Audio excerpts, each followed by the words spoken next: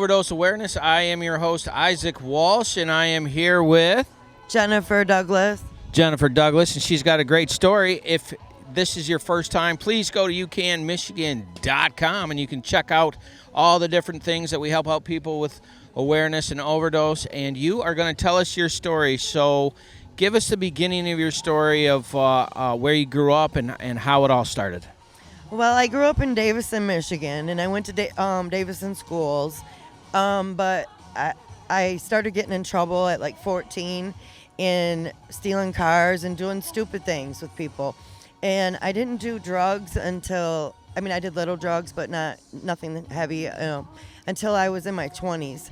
And I was 25 and I smoked my first crack rock. And hold on, back up. Okay, 14, you were stealing cars, and why were you doing that? I don't know.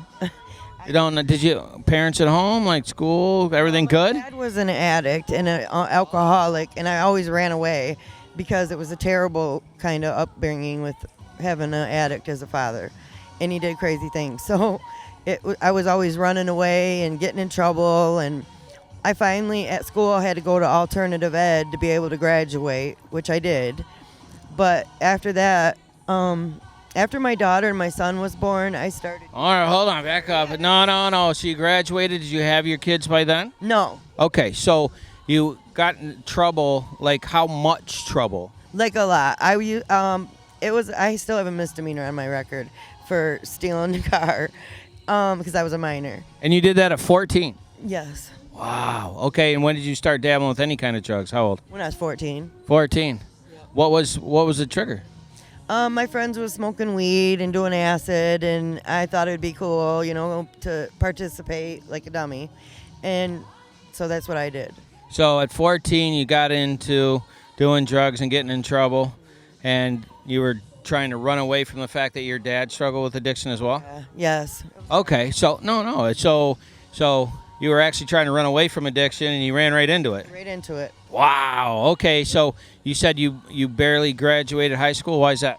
I hated school. I hated school so bad I didn't want nothing to do with it. I just couldn't stand. I had ADD since I've been young, but back then, in 1992 and stuff they didn't test you for that. And I had trouble all my school years sitting still and things like that, to where in high school the principal said if I needed to go file, I could go to his office and file papers if I couldn't sit still, which was very good for me. They helped me at Davison. All right, so you graduated, and then what happened? And then I got pregnant when I was 19, and I had my daughter when I was 20, and my life was just perfect. I was going to college, and I was going to go for social work. I just had so much ambition. My daughter just gave me life, but her dad started using drugs, and I fell into it with him. So you're in a relationship that had an addictive personality, and your personality fell right into that because you grew up with it? Yes. Okay, and you were how old? I was 20 when I had my first daughter. And then at 21, I first started snorted cocaine. And then it was just got worse and worse and worse. And how fast did that worse and worse and worse take? Well, in 1998, I had my son. And my son Tanner that passed. But after him, it got bad. It got so bad I had to give my kids to my mom and told her I couldn't do it no more. And I finally ended up going to prison. So so that was about 6 years then? Yeah. So 6 years, it went from everything being perfect to having to do what? Give my children to my mother because I couldn't take it anymore. I couldn't take care of my children. It took a hold of me in 6 months. I was fully addicted, like very addicted. And what did that end up resulting in you doing? Prostitution, stealing, all kinds of things. And that ended you in prison?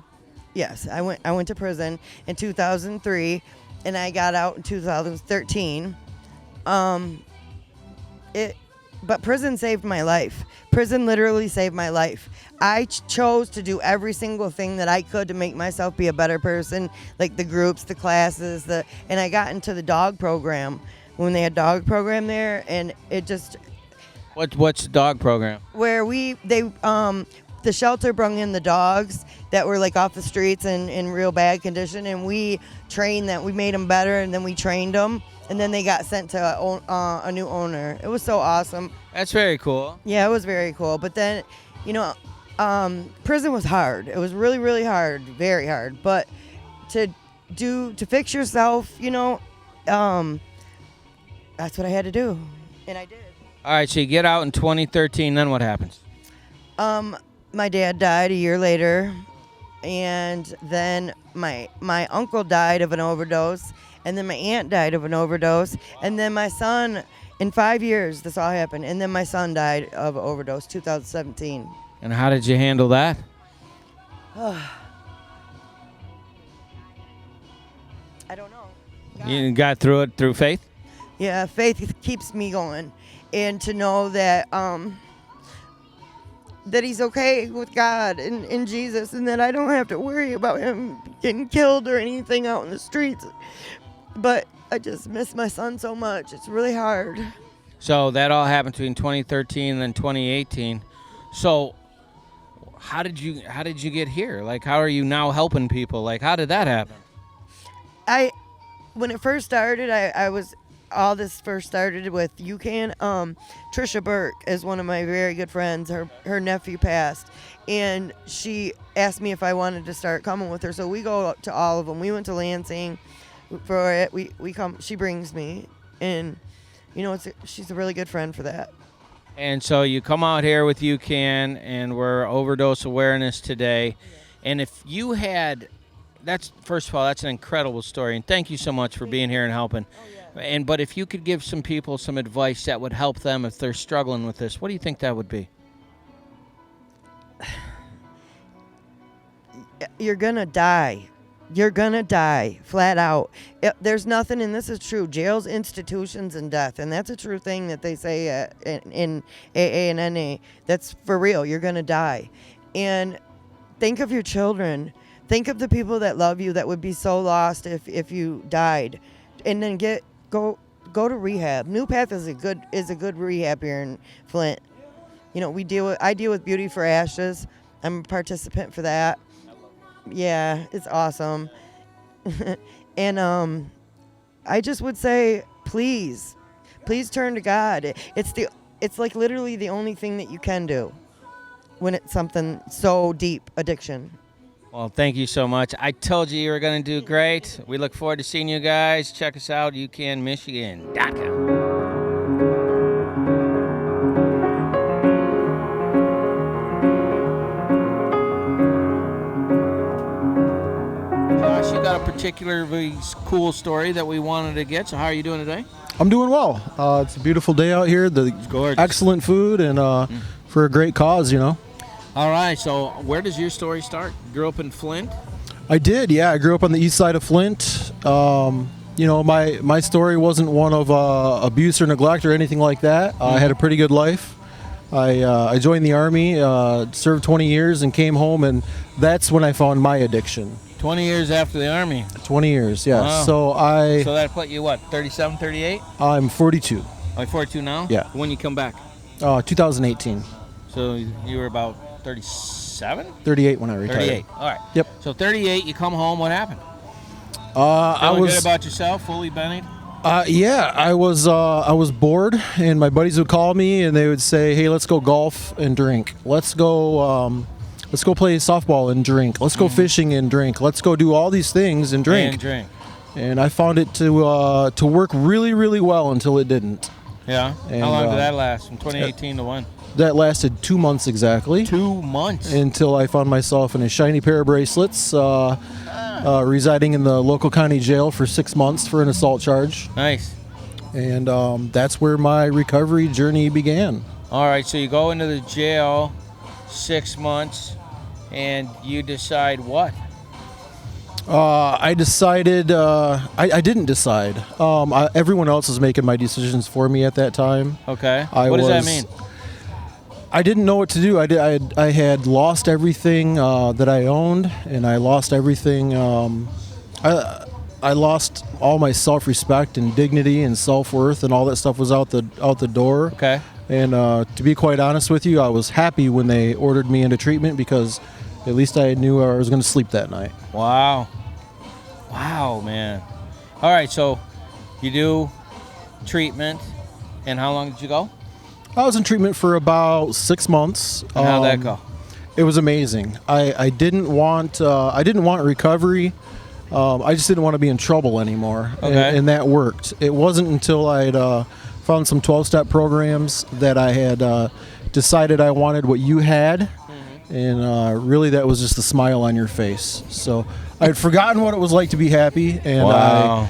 I figured, boy, if you were as bad as me and you're as happy as you are now, I want to do that. Wow. So the whole time was just trying to find that inner peace?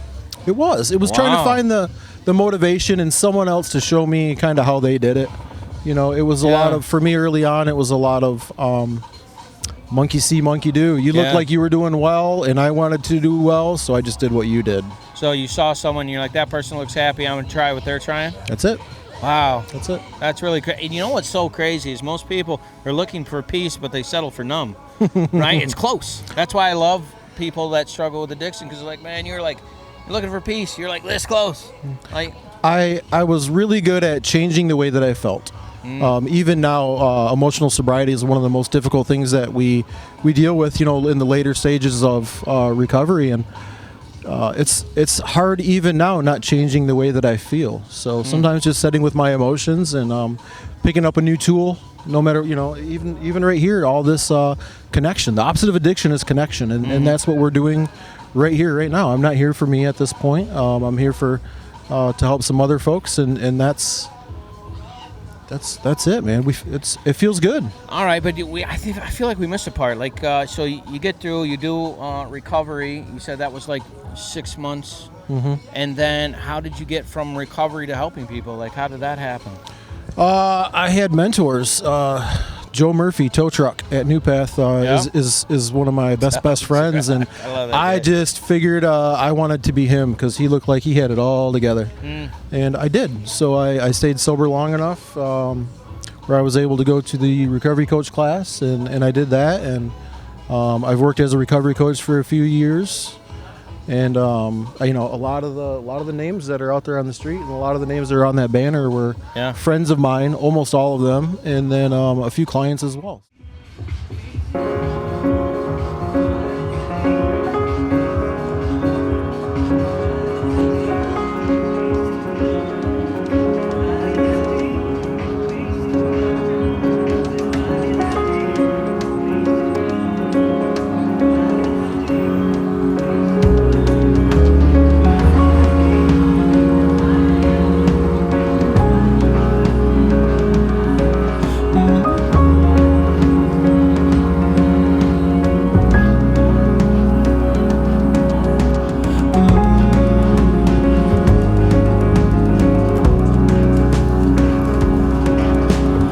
How did your life start to come together, and then what happened to make it fall apart a little bit? So I moved back home a few months ago. I got clean. I was in a very abusive relationship where drugs were really present. Okay.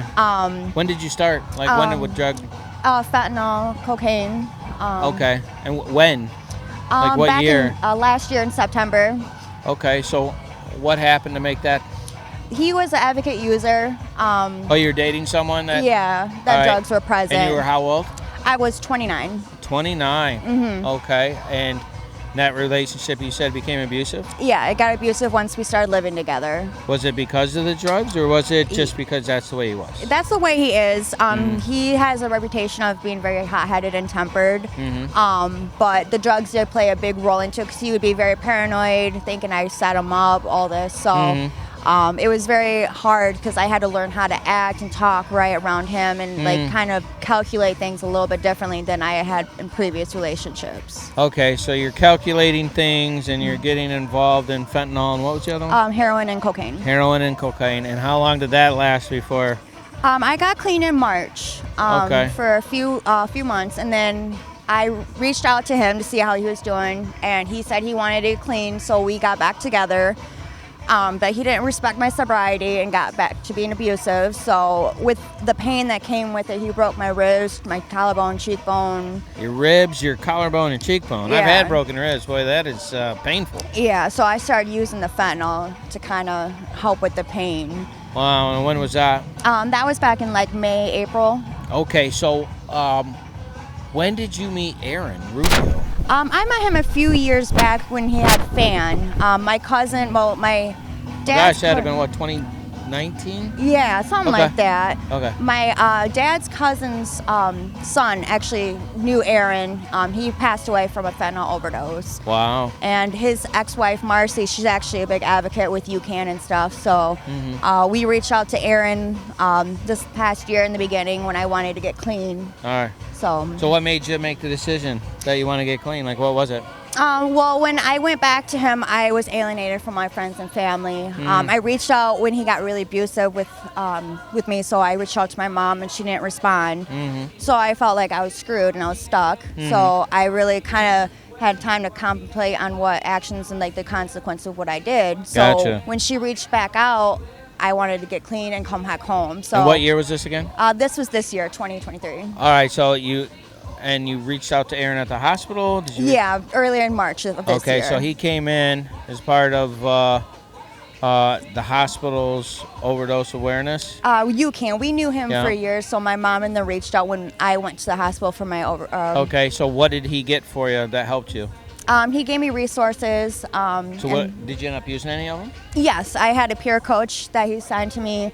I go to meetings every Monday, so And those are the things that help get you there? yes, talking And- about it helps. And you've been sober for how long now? I've been sober for about 17 weeks. 17 weeks. And how is life in the sober lane? Good. I'm actually expecting Oh, a baby wow. with a new boyfriend. That's really good. Yeah. We're over the moon, and I'm really happy with. Two sober people starting a family. Sounds like a good idea. Yes. Thank you so much for the Thank interview. you. I appreciate you coming out. Hope you enjoy the day, and we will see you next time.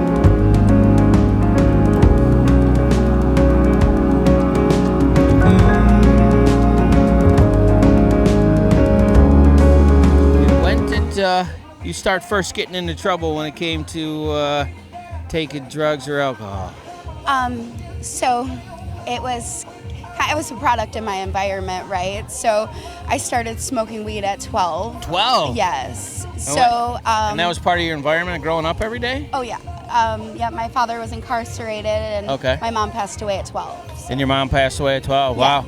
So this is just the environment. So doing those things wasn't bad. It was just what everybody did? yeah. Yeah. Okay. And so how long before that took a toll? Well, I had my child. Okay, so I started using pain pills, right? How old were you when you did that? I started using, when my mom died at 12, they prescribed me Xanax at the doctor's, and I broke something in baseball, and they prescribed me. Broke something? I broke like something in my arm. Oh. And so they prescribed me Vicodin. Okay. And that's where it started. How old were you when you did that? That was at 15. So from 12 to 15, it was pot, and then you discovered Vicodin. Yes. And then what happened? And then it was just a free-for-all. Wow. But I still, I worked 3 jobs. I was by myself, and that was how I coped with the things that I was going Well, how through. long? So what time did you move out on your own? How old were you? 16. 16. Yes, and I took care of my little sister. Why 16? What happened? I lived in places that were people were sexually abusive and stuff like that. So Yeah. I wanted to get away from all of that. Yeah. And I took my sister with me, and an older guy that I was talking to signed for an apartment for us in Wow. Maplebrook. Wow. Yes. So, I started dancing at 18, right? Yeah. So just making a way. Yeah, trying to make a way past what you started off with. Yes. All right, so what happened then? 18, you're So- working. 18 working. I get pregnant at 21. I let the pills and stuff go. I suffered from postpartum really bad. Wow. And it took me back to a place of still using. Uh-huh. So our children, sometimes aren't even enough. Right. The addiction doesn't discriminate. Right. And it's deeper than just addiction. Yeah. It's all the trauma and Wow. it's embedded. Yeah. So it's breaking those generational curses. But sorry, I'm getting No, it's all good. topic. But it's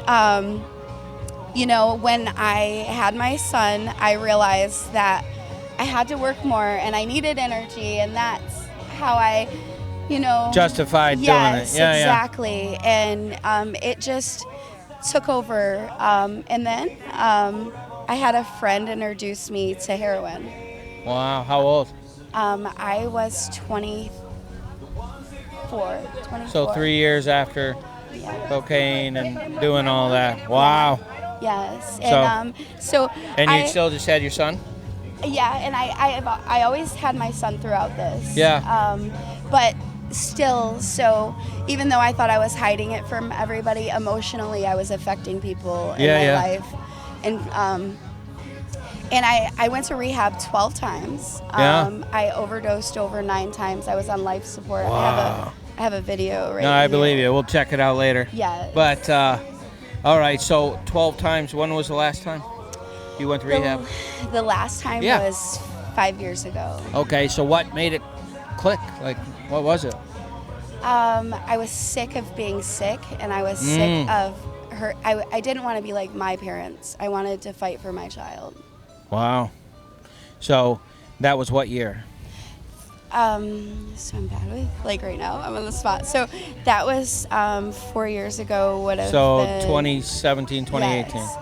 All right, and so from then you've stayed sober? Yes. All right, and like, what are you doing here giving back? Like, what are you doing? So I am. Right now, I'm interning to do hair at Merle Norman. I'm working on my GED. I have my own cleaning business. Nice. I have a plant business. And I just give back in ways of being there for my child and coming out to these events and telling my story. Yeah, Because addiction shouldn't be demonized. right, Yeah. right. It's something that can be fought. Yes. Right, so we're here.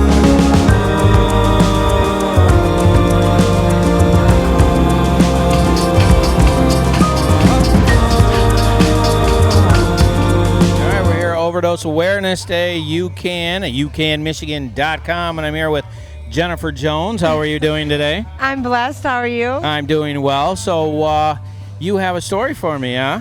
Yes, I have a big story. Okay. So where did you like to start this story? In the beginning, my mother killed my father when I was 7. Whoa, whoa! When you were 7. Yeah. Okay, craziness. Yeah, craziness. Yeah. Things happen, but she found the Lord, so she's home. She's been home since 2010. But in my process, I became a prostitute and a drug addict at the age Hold on. Where did you go after 7? She put me with. I'm from Detroit, originally from Detroit, and Okay. I went to my stepdad, a man she married on bond. Yeah. And that didn't go wrong. That went all wrong. Real wrong? Okay. Real wrong. All right. So I got took from there, and I went to another family. They were beating on me. They How took long? me How long were you with him before you moved? for about a year and a half. And then 2 you years. went where? To their friends from the bar. Okay. And then So- you said they were being violent. Yeah, they were violent to me. So then I went to a Christian family in Ann Arbor. Okay. They used to go visit my mom in prison and tell her about God. Okay. So they agreed to take me, but by then I was a rebellion. How old were you then? I'm 13. 13. Woo. You were 13. By then Yeah. you were pretty wild. Yeah, because I didn't trust God. I didn't trust anybody. Right. So I went my own way, and so I kept running away, and they put me in a foster home in Flint, and I am in Flint. And what year was that? How old? I 14? was 14. So you're there a year, Yeah. and then you went to foster care at Yep. 14. Yikes. Yep. All right. Then what happens? I met a 31-year-old man and introduced me to heroin Whoa. and crack. Whoa. You met a 31-year-old man of 14 Yeah. in foster care, Yeah. and then he introduced you to crack at 14 years old. Yeah. Oh my gosh. All right. What happened next? Then I intravenously shot heroin because that was the in thing, I guess, with him. Yeah. And I just wanted someone to love me. Right. And I was lost, and I thought Yeah. sex and that was love. Yeah. So they introduced me to the north side of Flint, Yeah. and they sent a man down with $40 and told me to give him a head job. Oh man. And I didn't know anything. So they I were- didn't even know what it meant. Wow. So And you were 14. yeah. Oh my gosh. Wow. What happened next? So I got in that life, and I let the heroin go, and I was still on crack. Yeah. So, and then I had my son at 18, Yeah. but by then I was with a pimp, Yeah. and he's in prison now, praise God, Yeah. because he human trafficked a lot of people, Yeah. including me. Yeah. And Yeah. so from then on, I took a drug case for him, went to prison, did 4 years, was in and out of prison 4 times, Wow. couldn't get my life right. Yeah. And I was in and out of my son's life, and then when my son was 24, he OD'd and died. And when he was 24, and you were how old? That was going on 6 years in January. 6 years in January. I'm 49 now. So So and he was 24 when that happened. yeah, he was a month from being 25, Mm. and it was my only child, and So what This is happened my- then? I wanted to OD like him. So Yeah. I started snorting heroin, and I kept ODing and ODing, and I seen my son, but he shook his head no. Mm. And he had a robe on and everything like Jesus did, Wow. but he wasn't ready for me. Yeah. So I got clean, and So when was that? in 3 years? 2018. Okay, so 2018 you started to get clean? No, I started to get clean within this last year. Oh, wow, okay. Sorry. So 2018, he said not yet. What happened Not yet. next? So I was just ripping and running. I'd get clean for a minute and go to my mom's for a minute and try to clean myself up. I just couldn't let go. You know what Yeah. I mean? I was angry at the world, and I Yeah. was mad at God. And Yeah, I was like, if there was a God, why would he let all this happen? right. So there's this program called Beauty for Ashes. Yeah. and Great I- program, by yes, the way. I Yeah. love them. Yeah. They've been chasing me down since 2015, and here I am in 2023. I was baptized August 9th. Nice. I gave my life to Jesus. And so now you're, Clean. and that happened when again? 2019? No, I got clean this year. This year? This year. Okay, so how long have you been clean? We'll say I slipped up probably once within the last 6 months. Man, that's really good. I mean, Given yeah. that history of a story, that's amazing, actually. That story is unbelievable, right? Right. Man.